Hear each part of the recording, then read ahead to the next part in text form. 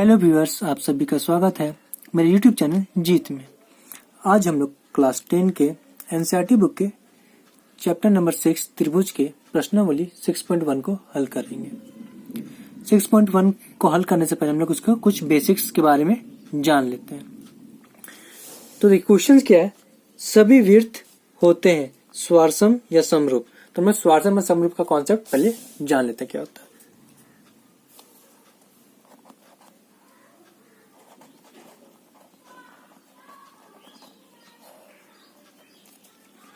स्वारसम यानी में आपका क्या होता है, आकार। आकार इसको हम लोग इंग्लिश में शेप कहते हैं। और अमाप यानी साइज।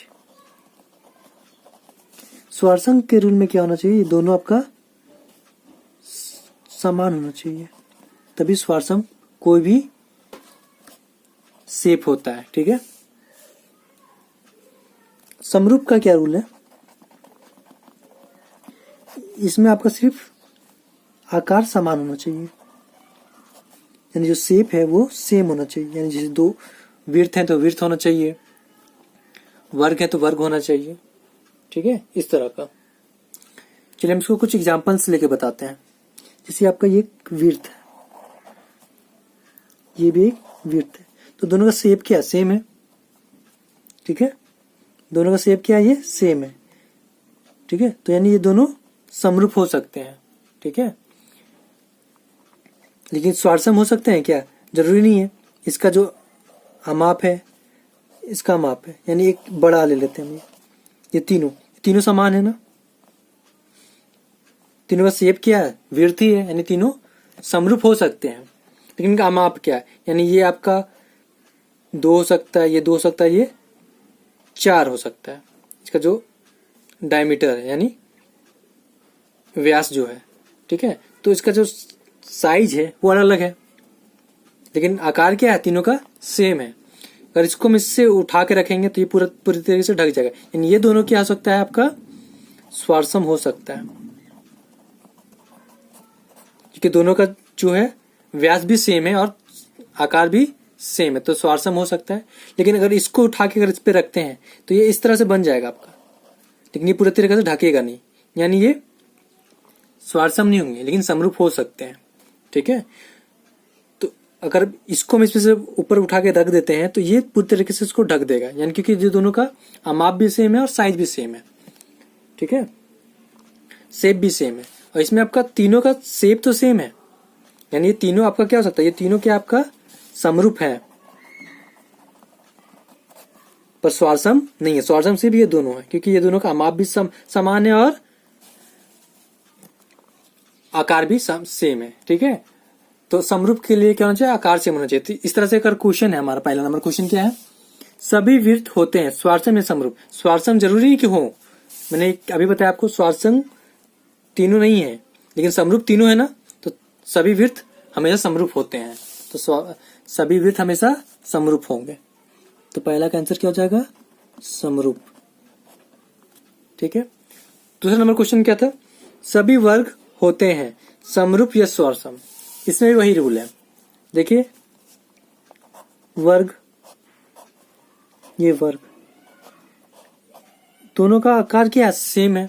ठीक है, एक बड़ा ले लेते हैं, मैं से तीनों वर्ग ही है, यानी तीनों समरूप तो है, लेकिन तीनों का जो अमाप है ये अलग अलग है। ये आपका 2 हो सकता है, ये 1।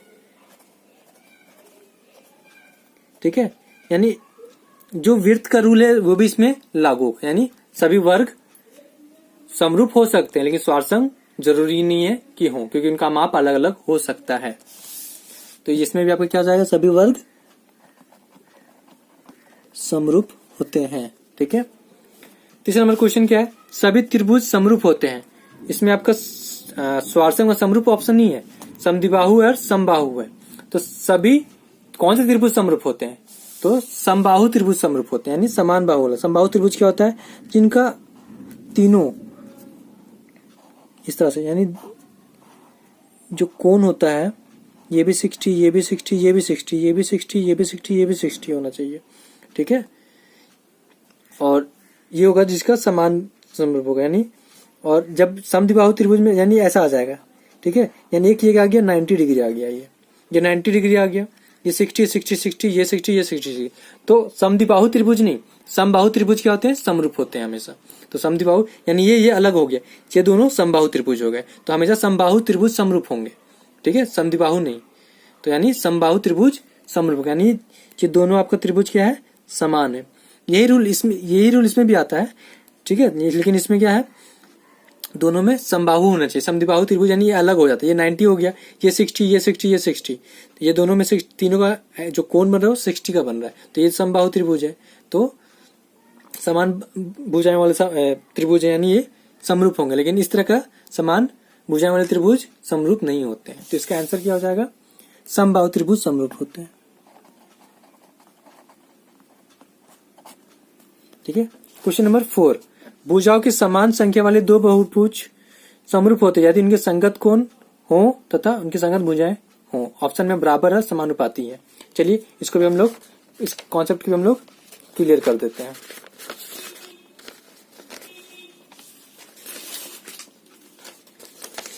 तो देखिए इसका कॉन्सेप्ट क्या है, देखिए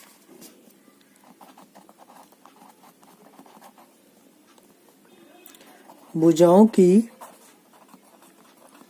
समान संख्या वाले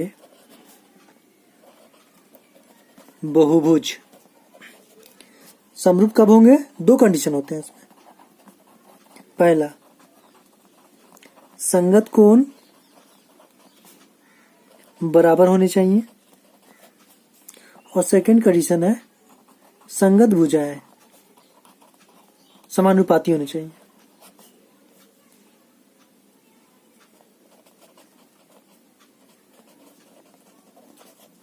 समानुपाती हो। चलिए इसको हम एक ड्राइंग में से समझाते हैं। जैसे संगत कोण, और जैसे एक इस तरह का हम लोग बहुभुज लेते हैं एक, तो समान बहुभुज मतलब समान संख्या वाले, यानी चार इनके भी भुजाएं हैं, इनके भी भुजाएं हैं, ठीक है। तो देखिए यहाँ पे हम लोग मान लेते हैं इसका 105 है, ये आपका 100 है, ये मान लेते हैं हम 70 डिग्री है कोण है, ये आपका 85 डिग्री कोण है, ठीक है। 105 100 70 और ये आपका 85 डिग्री कोण है। तो देखिए हम इसको नेम ले लेते हैं A B C D P Q R S. चलिए इनका माप भी लेते हैं। ये 2 सेंटीमीटर है, ये 4 सेंटीमीटर, ये 1.4, ये 3 मान लेते हैं, ये 3 6 2 4, चलिए मान लेते हैं। तो देखिए मैंने आपको क्या बताया, भुजाओं की समान संख्या वाली बहुभुज समरूप होते हैं कब, दोनों कंडीशन होनी चाहिए। पहला, संगत कोण बराबर होना चाहिए। संगत कोण यानी है ये आपका 105 है तो ये भी 105, 100 तो 100, 85 तो ये भी 85 है, 70 तो 70, यानी संगत कोण दोनों बहुभुज की समान है। यानी पहला कंडीशन तो अप्लाई कर रहा है ये, ठीक है, लेकिन दूसरी कंडीशन को भी अप्लाई करना जरूरी है।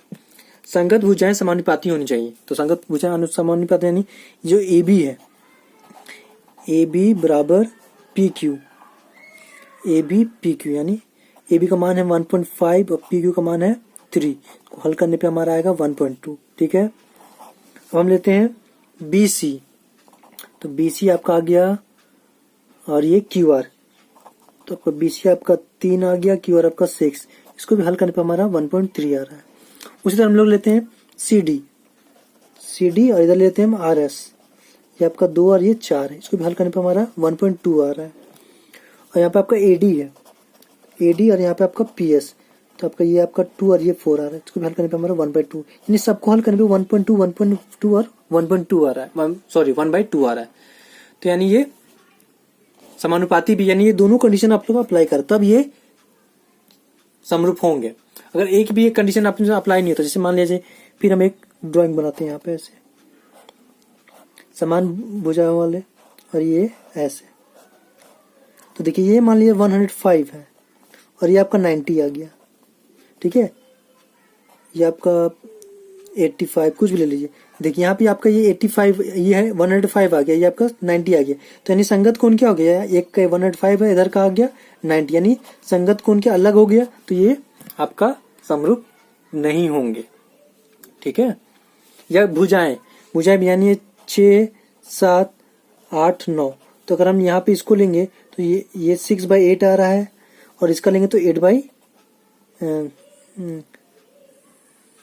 7/9 आ रहा है, यानी समानुपाती नहीं आ रहा है ये, तो भी ये समरूप नहीं होंगे।